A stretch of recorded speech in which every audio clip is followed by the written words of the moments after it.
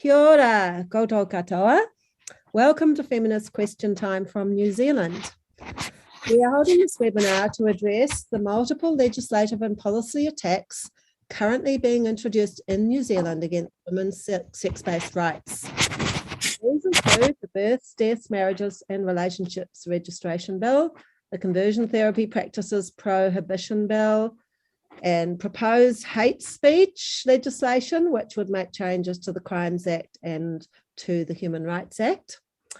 Proposed changes to the Adoption Act to make things easier for people who are using surrogates, and policy changes which have been happening without any legislative backup in statistics, health, education and human rights and other areas.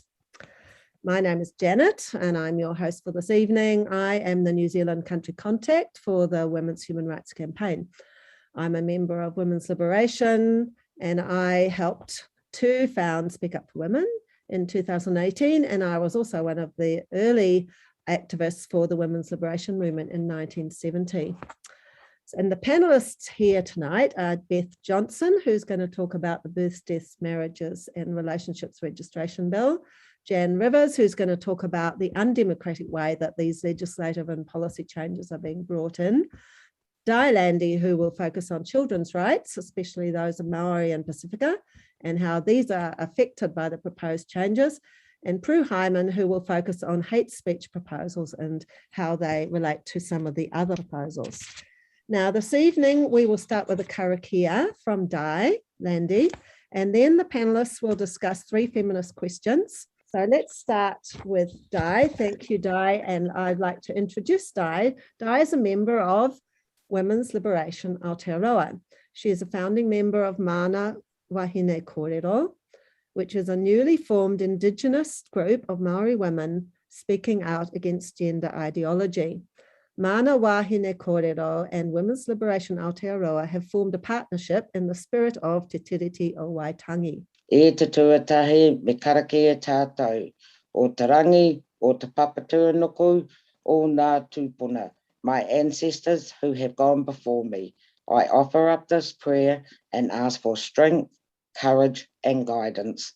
Strength to remain true to our kaupapa, courage to always stand in the light of the truth, and guidance so that our messages and words will reach their mark. This I humbly ask you. Amen. Would you please tell us about yourself and your activism and what issue currently concerns you the most? I'm Landy. I'm from Women's Liberation Aotearoa, as well as one of the founding members of Mana Wāhine Kōrero, and we've formed to fight alongside everyone else of this, the colonising that's coming through the legislation. My concerns, Articles 1 to 9 are just being stomped and crushed, and whenever anyone speaks up about them, they're sanctioned. The Article 9 is the one I will concentrate on tonight, and that's for the protection and the rights of the child. But I've done a bit of activism, protests outside the Department of Internal Affairs, leafleting in hospitals and stickers, going around putting all the leaflets in women's clothing, and supporting other, like when the sports petition went in, I supported that, and I've met with Nicola Griggs. Jan Rivers kindly invited me along to meet with the Human Rights Commissioner. So yes, we've been doing quite busy. And I think, along with Rex Landy, the best thing we ever did is shut down the Rainbow Reading Time in Kapiti.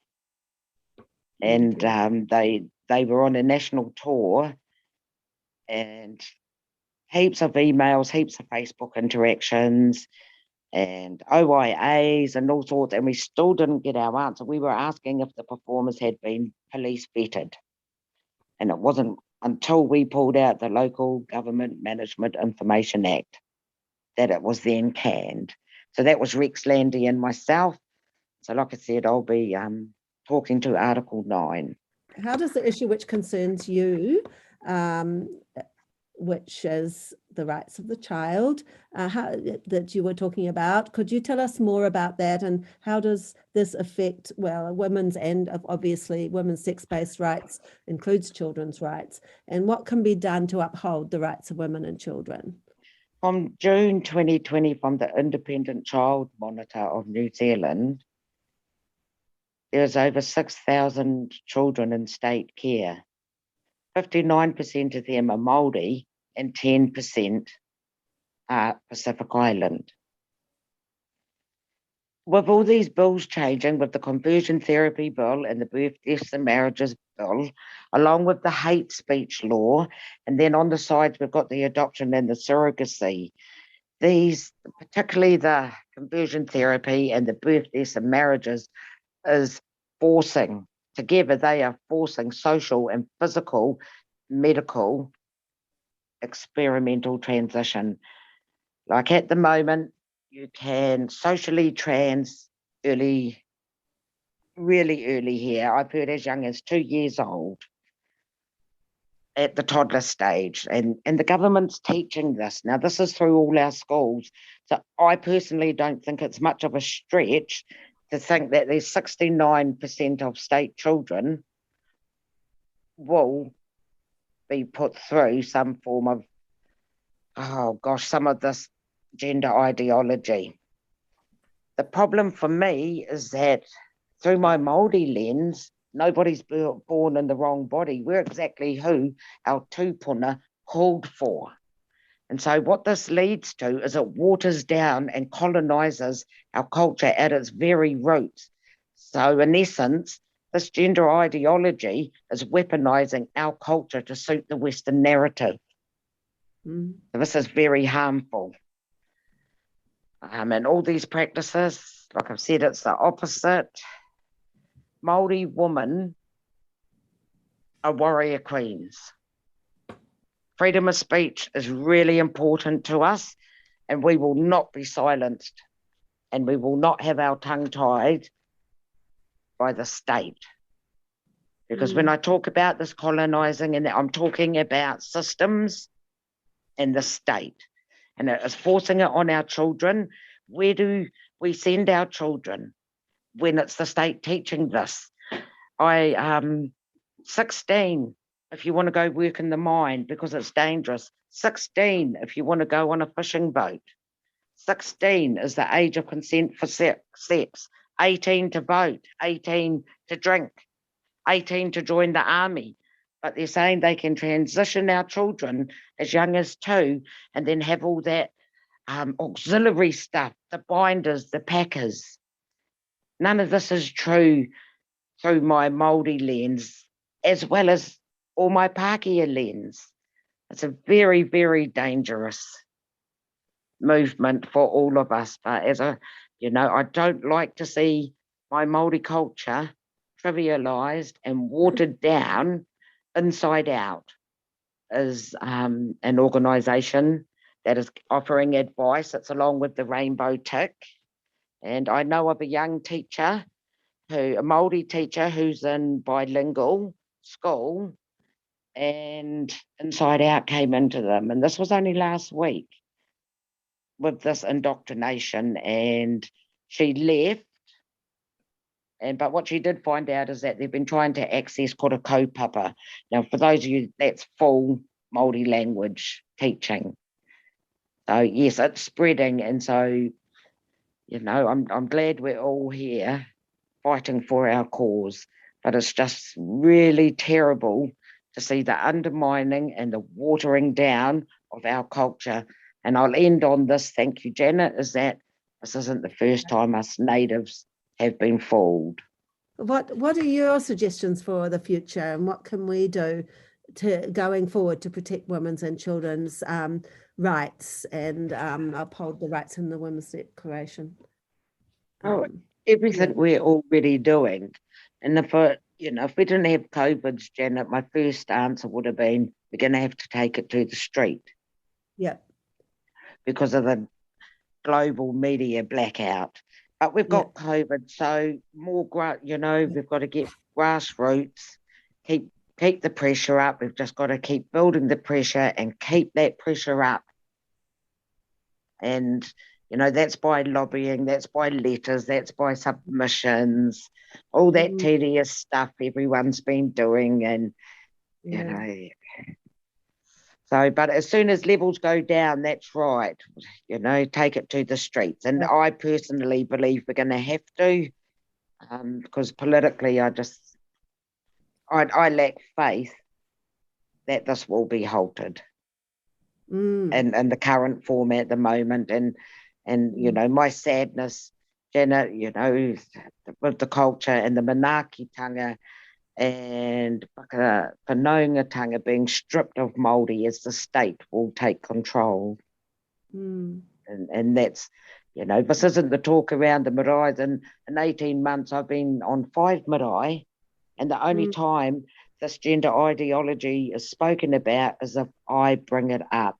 It has not been heard of. So, you know, the consultation's only happening at a very, very high level. It's not coming down to grassroots. And so, you know, that's my challenge to the government and the public service, not to us, because we're doing everything we can within our power. And, you know, in solidarity, sisters, keep up that pressure. Beth Johnson is one of the founders of Speak Up for Women and is a current spokeswoman for Speak Up for Women, which is a women's rights group that was formed in 2018 to oppose the government's sex self-identification bill. Beth is a mother and a marketing and communications professional. Kia ora, Beth. So my first question is, Beth, would you please introduce yourself, including some details of the area in which you have focused your activism advocating for women's sex-based rights? What legislation, policy, or practice currently concerns you? Yeah, in 2018, I was blissfully unaware of the fact that there was any threat to women's rights, and could probably describe myself as just a relaxed feminist of no particular action. And then I found out about sex self-identification law, first of all, what was happening in the UK, and then became aware that the same thing was happening in New Zealand. And I just couldn't believe what I was seeing. So that really awoke the feminist fire in me, and with a bunch of really fantastically smart people, I brought basically the comms and marketing to the formation of Speak Up for Women, and so helped build that organisation, and we've been running it ever since. And we formed in 2018 to fight sex self-identification, which was being slipped through without public consultation in New Zealand. So we fought really hard and ran a public awareness campaign to stop the government doing that change. It was a really poorly thought through piece of legislation that would allow people to self-identify their sex on their birth certificate. So that is falsifying their birth certificate via nothing more than a statutory declaration, which is signing a piece of paper declaring that they're the opposite sex.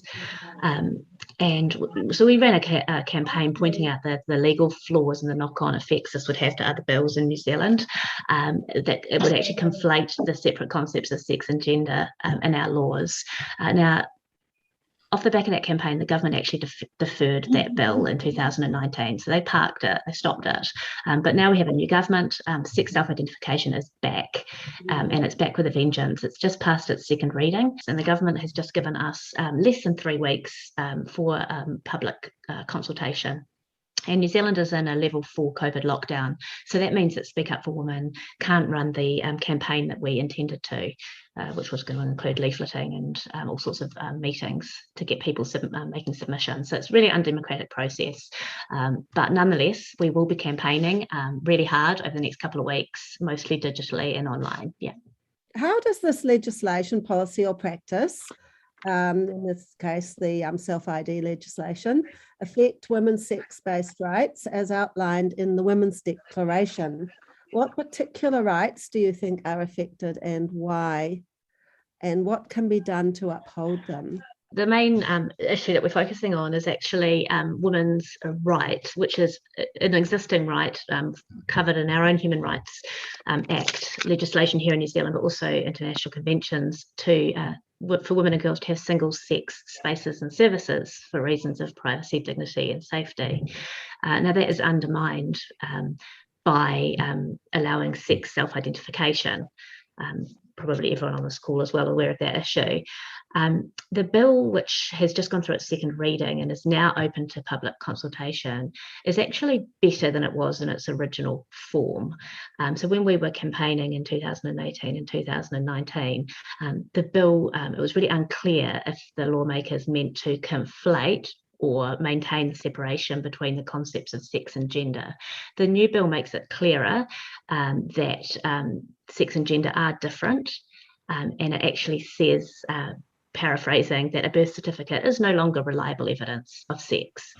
So it's allowing people to nominate a sex on their birth certificate, but it's also saying a birth certificate isn't definitive evidence of your sex for the purposes of accessing single-sex spaces and services. So as far as we're concerned, that's an improvement on the legal wording. And we're really glad that the campaign that so many people on this call ran in 2018, 2019 actually brought about that change. But our concern is, and what we'll be focusing our submissions on during this public consultation, is how will that work in practice? How will single-sex service providers resolve any doubt or dispute about someone's eligibility for access to a single-sex service? Because there won't be any New Zealand identity document anymore that can be relied upon to provide evidence of sex. So a service provider can't ask, to see any piece of paper that will resolve in their mind for them if this person is a male or a female. And original birth records will be sealed. So it will only be the Justice Department that will actually be able to access anybody's original birth records. Certainly a provider of a female gym or a spa won't have access to those records. So as it stands, they're going to have to risk going to court, for example, to discover somebody's birth sex if they want to exclude a male-presenting male person from their service who happens to have a birth certificate saying they're female. So our concern is really that practical implementation. And we are concerned that women's service providers will simply allow males access to avoid this confusing area, because there's no clear way now of resolving any conflicts, and thus it undermines women's existing rights, even though the law professes to intend to uphold the existing rights. So that's the main concern. In terms of what we can do to resolve it, we need everybody to make public submissions, because it's not the law yet. And so we'll share with everyone on this call the links to, we're publishing next Wednesday some guidance on how to make submissions, and we've obtained some legal advice that's informing that guidance. So by middle of next week, we'll be ready to make our submissions, and we'd love for everyone to pitch in on that. It's really important that people make submissions, the more the merrier.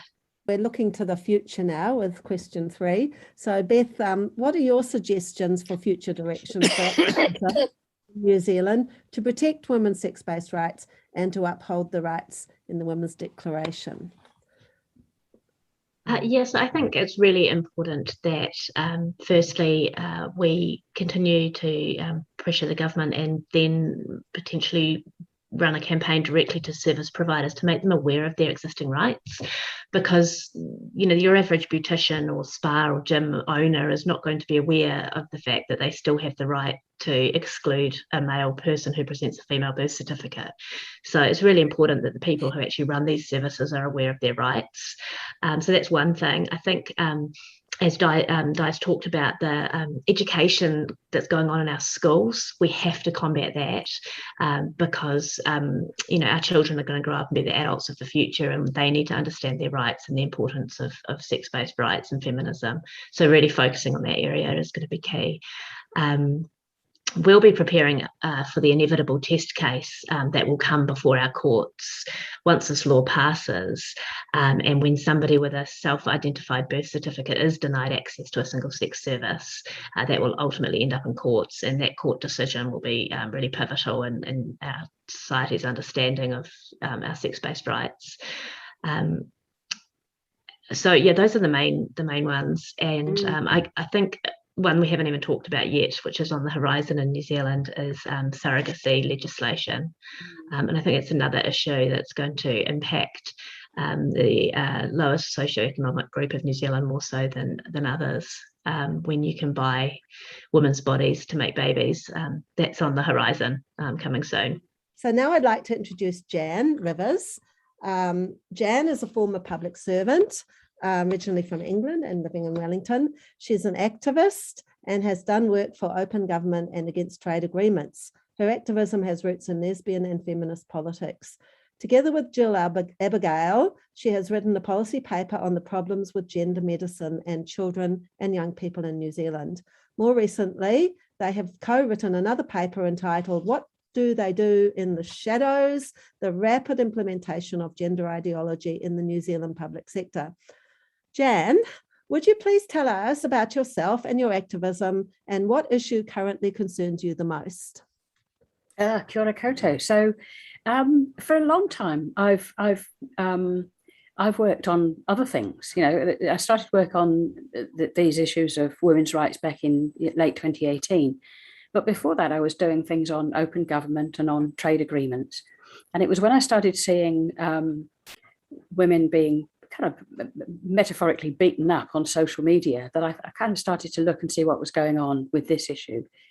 And I found it impossible to let go of since. So the two issues, as Janet mentioned, that I've been working on, one of them is about puberty blockers and the effects and the effects that gender medicine is having on young people. And the second one is this whole issue of what it might be called policy capture. So I guess if I'm thinking about how that fits in terms of the women's human rights campaign, it sort of fits under topics of, you know, that the rights of women are based on the category of sex, that we have rights to freedom of opinion and freedom of expression, that we have rights to political organization on the basis of sex, and also around the children and medicine, the idea of that being where the protecting the rights of the child become important. So the real impetus to what I've been doing has been around policy, was the article by Lucy Blackburn and anyway, the article from Scotland, which was about policy capture in Scotland. And Jill and I started to look at what was going on, and what we discovered was that self-identification in public policy was happening irrespective of the fact that the law had not been passed. And moreover, that the whole idea of gender ideology throughout the New Zealand public sector is completely ubiquitous. It's as if the whole of the public sector has been captured. And partly that's been as a result of, well, I mean, obviously international stuff, but specifically, and this sounds good in some ways, our State Sector Act, which had been an act which kind of brought in neoliberalism, which dated from the mid-80s, was changed for a thing called the Public Services Act. And in some ways, that's good for government. It sort of makes it a more democratic law, but it's brought in inclusion and diversity as a mandate to all public sector organizations. And again, that doesn't sound too bad, except that inclusion and diversity seems far more than any other group of people with disadvantage, like young Māori men or new migrants or refugees or people with disabilities. Transgender people seem to be at the absolute top of the heap in terms of this inclusion and diversity. How does the issue which concerns you, which the most, how does that affect women's sex-based rights, and what can be done to uphold our sex-based rights? One of the things that has not happened in our public sector is that they haven't looked across these four pieces of law and looked at either the interrelationships or the unintended consequences. So it seems to me that, for example, with self-ID and hate speech, it's all very well saying that you can challenge somebody on the basis of sex if it turns out to be hate speech to actually identify that somebody is transgender. You know, that's the kind of thing that we don't really know about yet. And for example, you know, if it's hate speech to say that children, you know, that children are badly affected by gender medicine, you know, that, I mean, there are all sorts of potential hidden hooks and traps, I think, in these laws. And nobody, you know, the wonderful thing with the public sector is that they talk about accountability, which means I'm going to look after my plot and make sure that nobody can kick my ass. But I'm actually not going to look across a whole range. And as we've taken our policy paper round, it's become quite clear that there are no open doors in government to make them aware of large systemic overriding problems. Those doors just do not exist. You know, it's impossible to find the person who can say, bloody hell, you know, you've shown me a huge systemic problem. I think we need to, you know, take that to X and kind of come together with a kind of cross-agency working party that looks at this. They simply don't have that kind of ability. So this was the spur for our work. It was the article by Kath Murray and Lucy Hunter Blackburn, the way the Scottish government worked. And they discovered that despite the lack of self-ID, they were changing the census and changing the prison system. And that was the spur to what we were doing. And we did quite a big piece of work. And we looked, first of all, across some generic things, but then we started looking down, we did some case studies of individual government agencies. So the Human Rights Commission, there are a number of problems there. Its role is to encourage harmonious relationships between individuals and the diverse populations in New Zealand. It simply doesn't do that with respect to women. On every occasion when there is a conflict between the rights that women have and the rights that transgender people have, they come down on the side of transgender people. So if that means transgender women in women's refuges or in women's gyms or in women's sports, like with Laurel Hubbard, they are vocal. You know, they don't speak out for women ever, but they often speak out for transgender people. Back in, I think, 2019, they did a huge report, which was almost like their calling card to the next government about what they wanted to see. And it had all sorts of quite shocking things in there, like that everyone has a gender identity. They said that lesbian and gay legal and social issues have been met and there are no further problems. That's why they have to focus on transgender people. And they also redefined homosexuality as same gender attraction. And they act as if the Yogyakarta principles are law, as if self-ID is already in place. And even as they do that, they put in their briefing to the incoming minister that we don't actually have these rights yet, even though we've been pretending, acting as if we have. A public services unit used to be the state sector, State Services Commission. It's now the Public Services Commission. And the one thing that I wanted to mention is that in the same way that Stonewall work in order to influence government in the UK, there's a part of government which, well, a lot of our government agencies are signed up to something called the Rainbow Tick, which is a bit of an authentication, how well are we doing? And it has the same kinds of effects of creating a competition between government agencies. And the way that plays out is through a biannual combined agencies Rainbow Network Gala Conference, which happens in Parliament. And that's where all of the government agencies kind of show off to each other about how well they're doing on not so much lesbian and gay stuff, but mostly transgender stuff. Another thing that happened about 2019 was that our Ministry of Social Development, which looks after pensions and social welfare, disability benefits, decided without any policy work, without any analysis, without any public notification, without any consultation, except with rainbow organisations, that they would allow any client to self-ID, including to say that they were non-binary. And that whole idea that this whole thing about gender ideology is to get rid of sex as a category, you know, effectively in the UK, people have gone to law to hold a judicial review in order to say that they're non-binary. In New Zealand, it happened without even policy work. They said it wasn't policy work. And somebody from the Human Rights Commission, in the consultation we did this through an Official Information Act request, said, we keep this undercover, we don't want it in the media. There are some fantastic other examples that we uncovered around prisons, around Stats. Stats New Zealand has relabeled sexual orientation the same as the Human Rights Commission, as same gender attraction. It said that sometimes sex can change over the course of a lifetime.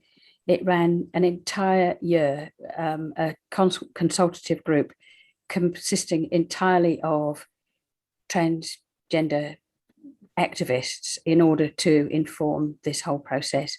And at the end, after having spent hundreds of thousands of dollars, they came up with a standard which cannot be used for medicine. So it can't actually be used to determine sex in medicine. What do you think we can do going forward to protect women's sex-based rights in the future?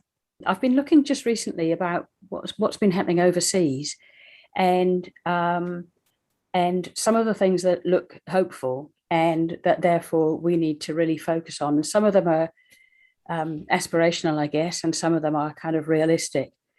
And at the moment, one of the things that's really, really important about what's happening in New Zealand as compared with overseas is the absolutely minimal focus that we get in New Zealand's media.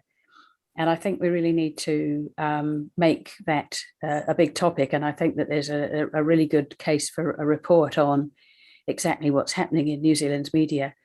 On only one occasion has the fundamental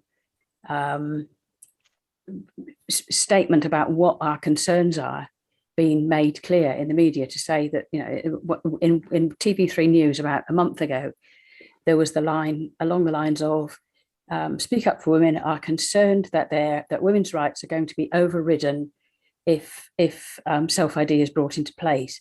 And never before or since has that been made so clear. You know, the descriptions are always controversial group seeks ... And the other thing is that when Speak Up for Women took a court case, that was in the news. When they won the court case, it was barely in the news. So, whereas, for example, in the UK, you've got commentators from the Financial Times and the Spectator to the Morning Star and the New Statesman. So you've got a really broad range of coverage. So we need to make sure that we take a case to the Media Council or some other way of really raising that issue. In the UK, there have been the various court cases like the Forstater case and the Akua Reindorf report on Essex University. And those pieces of work, which should be influential in New Zealand, that case needs to be made. As Beth alluded, I think it's appalling that we're being put in this situation where instead of implementing principles-based law that can be broadly understood, that we're actually looking at a situation where the situation for women is going to be dealt with through a court case. And I think it's really important that as we make submissions to the Births, Deaths and Marriages Act, that we make that clear. You know, the law is about principles and it's about abiding situations. It's not about creating a situation where case law actually decides how things happen. We can't afford $100,000 every time the law is overridden to the disadvantage of women. Just like Stonewall in the UK, we can't allow our public service to have its influence ceded to third-party organisations with vested interests. There's a whole lot about academic freedom, about free speech. I'm really interested in an article that I read recently about what's going on in Sweden, and how in Sweden, the belief that somebody's written a very persuasive article, a guy called Lindstrom, about how the fact that COVID got away in Sweden was because of the postmodernist beliefs of the Swedish government. And I think that it's a very convincing article. And then the other thing I think we need to do is partner with scientists, artists, restaurants, all the other people within New Zealand society who are being cancelled. And I think ultimately we should look at a law commission review. There's a part of the New Zealand government that will sort of review overriding things. And I haven't worked out how we get to speak to them yet. in theory, we should be able to approach Transparency International, which is an organisation that sort of talks about probity in government, but I'm not holding out great hopes for that. The other thing that I just wanted to say is that when Speak Up for Women, Beth and others defeated, the law the first time round, it was with about 5 women who could be named. And we now know that we could probably identify almost up to 1,000 women who are involved in this fight now. Not that many of them out there in public. There'd be a couple of hundred whose names are in public, but I think that's a real good part of our strength into the future. So now I'd like to introduce Prue Hyman. Prue Hyman was a feminist economist at the Victoria University of Wellington, an academic there. She worked for the New Zealand Ministry of Women's Affairs when it was a real feminist place. She helped organise the Women's Studies Association and has been on the board of the International Association of Feminist Economics. She assisted the Lawyers and Unions with the Christine Bartlett versus Terra Nova Equal Pay Act case and is active in the living wage movement. Her 1994 book, Women and Economics, a New Zealand Feminist Perspective, was updated in 2017. She has written extensively on lesbian issues and has been an active broadcaster on lesbian radio. So Prue, would you please tell us about yourself and your activism and what issue or issues currently concerns you the most? I'm getting on in years these days, and so I've been involved around feminist lesbian activities for 40 years or so, and I've mostly been involved in as an academic. I had to, be a little bit careful, and I was involved mostly in women and work type stuff, paid and unpaid work, but I also worked a fair bit on lesbian issues as well, and got my students activated, which was pretty important too, and some of them still are, which is excellent. These days I'm retired from paid work, which is a great relief in many ways, except for that I miss my students, and so I've got a bit more time to put in to these new things. We thought, of course, as feminists and as lesbians, that we'd accomplished a lot over the years, and indeed in some ways we had, but these latest threats to us from what's going on both in Aotearoa, New Zealand and around the world are really serious, and what the others have referred to already, I'm very equally working on. I particularly work within LAVA, the lesbian, it's a revived organisation that was around in the 80s when we were fighting for homosexual law reform with the guys, and for human rights, of course, legislation that would encompass lesbians. And we got the first in 1986 and the second not until 1993. And after that, we tended to sort of take a bit of a breather on some of the issues and think we'd accomplished quite a lot. Some people worked for lesbian and gay marriage. That's not an enthusiasm of mine, since I'm not for simply saying we are just the same as you. But there we go. That's an issue that's a little bit on tonight. But the latest threat to both women in general and lesbians in particular is really serious, because the extremists of the transgender movement, of course, we believe in transgender human rights like anybody else's human rights, but the extremists of the transgender movement are really threatening lesbian and women's rights, and the pretense that they are not is a real worry.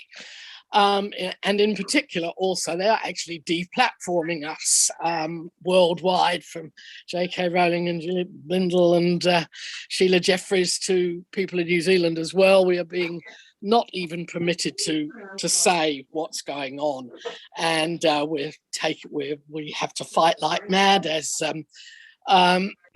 Beth will talk about with this UFW, to even get a platform, to get a space to talk.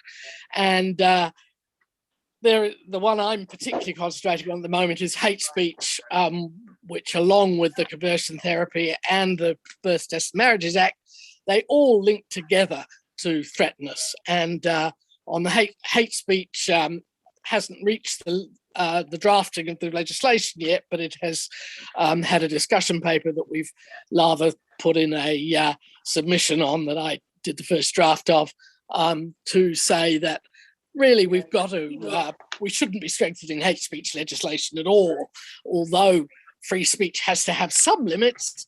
The worry is who decides and so on. And so that's the area on which I'm working most at the moment. How does the issue which concerns you, you've mentioned hate speech is what you're focusing on, how does that affect women's sex-based rights, and what can be done to uphold our rights? In some ways, hate speech seems less important than the other issues that have been raised, but of course they're all so damn linked. And at the moment, they're behaving, a lot of the media, government departments, as Jan's explained, are behaving as though it was hate speech to question that trans women are women, and already, even though there is no legislation that justifies it at present. The Human Rights Act hasn't changed. The Birth, Death and Marriages Act haven't changed yet. Conversion therapy is, none of that is through yet. And yet government departments are behaving as though they had been changed, as though it was already quite clear that gender triumphs over sex, that, or even that they get elided. People pretend that they are not different. And I think that's one of the things we have to push for like mad, is that sex cannot be changed. Okay, there is a possibility of changing it on the birth certificate now, but that is a legal fiction in a way that everybody knows that basic sex cannot be changed. Gender identity is another matter, which is a very interesting and difficult one, on which there's a huge literature. A lot of us do not feel the need to say anything about gender. We are sexually adult females, and that is our sex. We are women, and that's all there is to it. But the problem is that even now, without any extensions to hate speech legislation, people are really scared about saying what they really think. Loads of people are being having trouble in their workplaces because of it. In New Zealand, as much as anywhere else, it hasn't had as much publicity here, but people are getting fired, people are getting deplatformed. That's without any extension to the hate speech legislation. If we get the hate speech legislation, we don't have the bill yet, but we have the recommendations from a working group. That working group was set up because of the appalling Christchurch mosque attacks, which of course we are all horrified by, but the commission that wrote out of that recommended an extension to hate speech legislation, and then this working group has recommended changes. It's called for submissions, which have now closed, and we've all put in submissions on that. We will get another bite at the cherry, of course, when the actual legislation is drafted. But it's a real worry. It will involve also changes to the Human Rights Act, where it's recommended that gender is put in, hopefully in addition to sex, but even then that will create a hell of a mess as to entirely a matter of interpretation. And so it really is very, very important that we indicate that free speech is essential. It's us that are getting silenced. And it's ironic that the left wing, traditional left wingers, are in favour of all this extensions to hate speech and the whole, in favour of everything that the transgender movement wants to happen, and the right wing are against it. That causes a lot of problems for a lot of us. But nevertheless, it's essential that that we fight against the changes, any changes that come into that are proposed for hate speech legislation, just as we fight against the other changes that the others have already mentioned. What do you think we can do going forward to protect women's sex-based rights? I agree with everybody else. We've got to do all those things. We've got to act on all fronts. And I think, some people are better at some things than others. Some are better at submissions, some are better at cartoons, some are better at organising street marches and so on. I think we've got to try and do everything. We've got somehow to try and scare the politicians. At the moment, there just isn't enough awareness that there are a hell of a lot of people who don't agree with them. And of course, at grassroots level, as Di said, a hell of a lot of people don't know anything about this still. Even people that are quite well informed normally on things. It's only recently that media's covered much of it at all, and it's covered it in such a totally biased way that our points don't get across. Some people are very faithful. Jill Abigail always has got letters in the paper and so on, and the listeners covered it a bit, but there's been very, very little on our side, and it's very hard to get it. And yet there are surveys that say that 60% of people think it's nonsense for Laurel Hubbard to be representing New Zealand as a woman. When you do actually get to ordinary people, they think it's a nonsense. And the only way you can really, I think, we can really pull it back is by getting much, much larger numbers on our side and knowing about it and making a fuss about it. And, we all have to work really hard on that in whichever way we can. And I absolutely agree with getting to the streets when we can, and also getting on trying to influence more people. I don't know. I'm not a social media person that's an expert. How the heck do we get to the whole grassroots? That's what I'd really like to do.